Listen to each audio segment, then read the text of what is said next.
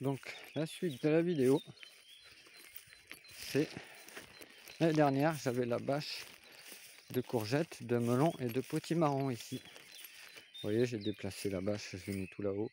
Et donc tout ça, c'est que des pommes de terre. Ah, j'en ai ramené des bénettes de BRF. Il y a plus de 20 bénettes de BRF pour pailler toutes ces patates. 60 kg de plants de patates. Donc cette année, normalement, je devrais avoir assez de patates pour les clients. Parce que j'en ai mis là, j'en ai mis ailleurs. Et là, tout ça, c'est que du broyat et des feuilles sur les pommes de terre. Donc ça fait quand même une grande surface, j'ai même agrandi. Parce que la bâche de 5 mètres à l'automne, j'avais semé l'engrais vert, je l'ai placé là, donc ça m'a agrandi la zone pour les pommes de terre. Vu que j'ai débâché, il n'y avait plus de mauvaises herbes.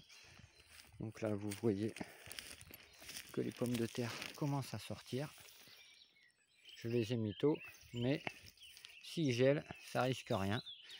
Car du moment que là, il y a de la tige verte dans le broyat ou le paillage, ça peut geler en surface. Tout ce qui est dessous repart comme des gourmands de tomates. À chaque feuille, ça fait des rejets.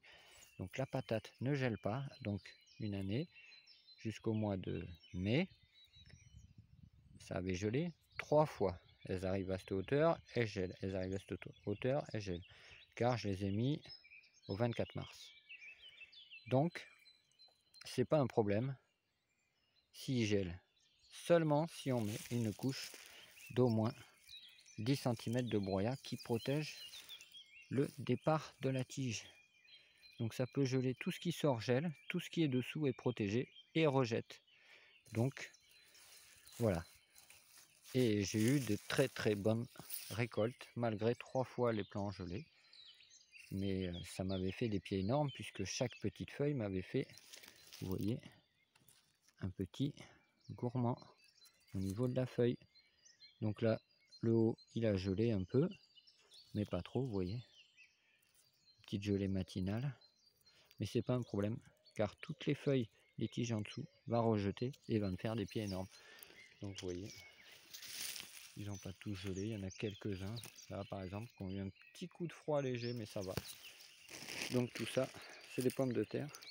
Et je vois qu'elles sont sorties plus tôt. Les autres, je les ai mis fin mars. Elles vont pas tarder à sortir. Celle-là, c'est au 24 mars à peu près. Donc elles ont un mois.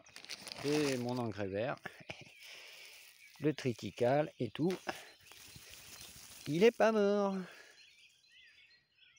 Il est toujours là. Donc c'est pas évident. Bon, au fur et à mesure je l'arrache et ça me fera du paillage parce que vous voyez là, cette zone là où il y avait beaucoup de triticale, c'est encore là. Malgré le paillage, vous voyez. Bon, ça me servira à faire du paillage. Alors que là-bas, j'ai laissé la bâche plus longtemps, j'ai pas semé d'engrais vert, donc j'ai pas eu ce problème. La terre était propre et tout ça, c'est que du broyat et des feuilles. Ça en fait quand même des quantités à étaler. C'est impressionnant, j'ai passé plus de 3 jours rien que pour cette parcelle, plantation et dépôt de broyat par-dessus. J'ai passé plus de 3 jours entiers avec le tracteur à la bennette et tout. Donc voilà. Donc plus